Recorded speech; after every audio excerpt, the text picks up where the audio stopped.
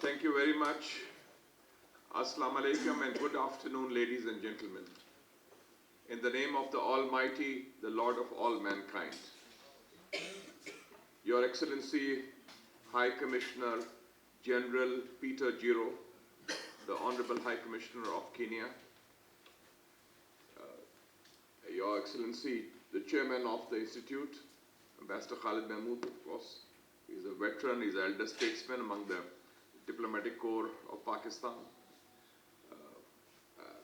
Hamid Hassan Khan Saab, of course. He is a globetrotter. I was seeing his WhatsApp file, and he's just come back from Ethiopia, Morocco, Sri Lanka. I think we are lucky that the Field Marshal didn't take him to Libya to see Khalifa Haftar. Otherwise, you would have been in Badr Ghazi. But I think I'm glad you're here in Islamabad. And of course, the very best and the brightest and the Honorable Suhail Mahmood Saab, who has been spearheading it. And of course, the very dynamic lady, Dr. Amna Khan, who has been spearheading this initiative as head of the Center for Afghanistan, Middle East, and Africa. And that's how this Troika was formed.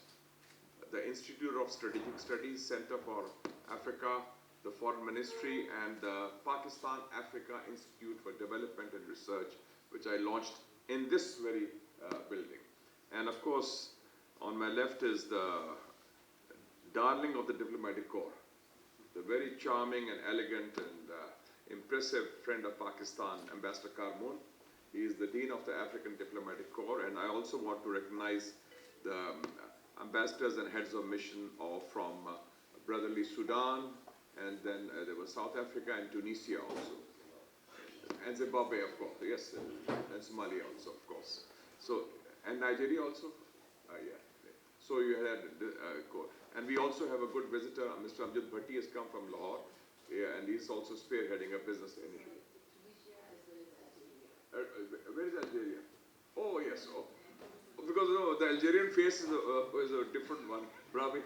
So sorry we didn't see that. Thank you very much. So it's and ladies from Africa also, it's a pleasure to be here. I first discovered Africa and Kenya when I was a student in Georgetown, because through movies and music. Some of the best Hollywood movies were shot or had link with Kenya. The Snows of Kilimanjaro.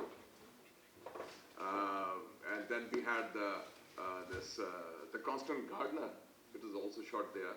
And then there was this other movie which was animated version also, it was shot there.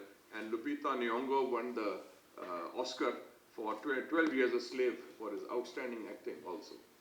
And when Kenyan friends were there, we used to sing Harambe, Harambe. And Harambe is about, you know, it's about unity. And our slogan is also unity, faith, and disciplines. We're bringing people to Twimbo, you know, you know. So it's a very celebratory culture. And you can even see that today we are celebrating Jamhuri Day. Jamhuri is Swahili, but it's also Arabic and it's also Urdu. So there's a very old connection culturally also between Kenya.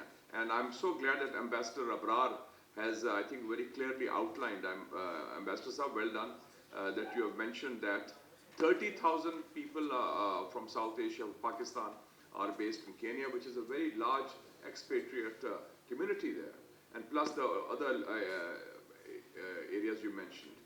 And when we were studying in school and college in Pakistan, the one African name that came to mind was Jomo Kenyatta. There were two names which were famous there, Patrice Lumumba and Jomo Kenyatta. And Jomo Kenyatta led the first popular armed uprising against British colonialism in Africa, the Mau Mau Rebellion. And for that he was punished, the Kenyan people were punished, and it's part of history, and they had a valiant struggle for liberation. And Pakistan is proud of the fact that we were among the forefront to support that struggle. And then of course, his son was later on President Uhuru Kenyatta. And I would like to also mention that one of my very closest political friends in Africa is a Kenyan lady, Millie Odhiambo. Millie Odhiambo is from the opposition. I was very close to Raila Odinga, because Raila Odinga was the son of Oginga Odinga, and unfortunately he couldn't make it as president, but he was vice president with Mr. Uhuru Kenyatta, and Millie was president of the Inter-Parliamentary Union, IPU, Human Rights, and I was the vice president. So we worked very closely together in Geneva, and going for delegations and also speaking about human rights, not just in Africa, but Asia and all over the world. So that's the global committee. So you have a very brave and brilliant daughter of Africa and Kenya, there, Millie Odhiambo. And I just tell her, please don't get arrested. But she is always in the forefront. And she said, I of course know. William Ruto also likes her, I think, and so they get along well.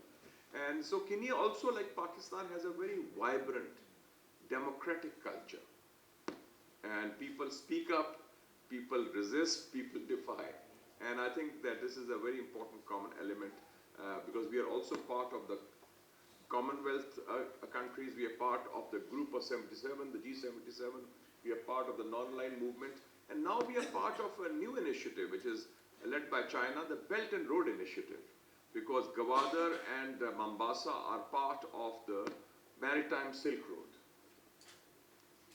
And I have just come back 2 hours ago from a visit to Moscow, and I was revived, refreshed and rejuvenated by a cup of Kenyan tea.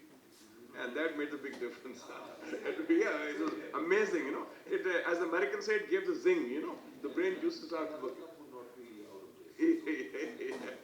And and I would like to say this is not just for us sitting here in this organization, but every morning, most of Pakistanis wake up to a hot cup of Kenyan tea. So Kenya is in our hearts and minds and part of our body politic, more or less. And also I would like to say that Ambassador Brown also pointed out how Kenya is developing. Because Kenya, we can learn a lot of things from that. In terms of IT, it is definitely one of the leaders in the global south. All the Kenyan farmers are getting their information on these apps. Digital solutions are the way forward there. And then, of course, a lot of us are sports fans, and I go to a lot of international events. Kenyan athletics are number one. They're the best runners in the world. Athletics, sports and athletics is one other area which is very common. And I remember when I was Minister for Culture, Tourism and Information, I had the honor of meeting my Kenyan counterparts at the World Tourism Organization in Madrid. And we discussed plans for adventure tourism, because we can learn a lot from adventure tourism, and especially the kind of safaris that you have. So Kenya and Pakistan have a certain camaraderie, which is historical, common heritage as part of the British colonial empire, but also in trying to build a better tomorrow as part of the global south. And we are very fortunate that we have two good ambassadors, Ambassador Abrar in Nairobi, and also High Commissioner General Peter Joro from Kenya and Islamabad. And the last time I went there was 2 years ago, when my niece was the High Commissioner there, Saklan Saida Saklan. She was the High Commissioner, so I spent some time there, and I visited her because I had other conferences also. So with Kenya, we have a very special relationship. I congratulate the Kenyan friends who are present here on their Jamhuri Day, and I wish them good luck, and we feel that under the watch of High Commissioner General Europe, we'll have a very strong relationship, and I'm so happy that flanking you on your right is somebody who is in love with Africa. It's not just a profession for him, it's a passion. So for Hamid Asar Khan, it's a passion. And I have a feeling that if and when he retires, because there's no retirement, some journalists and diplomats don't retire. So he'll end up with a villa in Mombasa, I think. Somewhere in Africa. I don't know where it would be, but maybe 1 or 2 villas there. Morocco, Addis, and then Kenya. And all they'll be offered free of charge because of your services to Africa, inshallah. And we'll visit you there.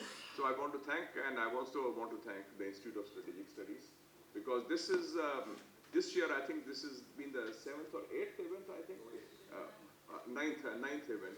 And I remember Tunisia was there, and we lot of Tunisian hospitality. And in fact, when I was visiting in Istanbul, I had met some very good Tunisian friends also there. Thank you very much, ladies and gentlemen. It's a pleasure to be here, and I want to compliment everyone. Thank you, Senator Saab. And High Commissioner, I think since we've heard so much about the tea and we've drunk it, we probably need a visit of the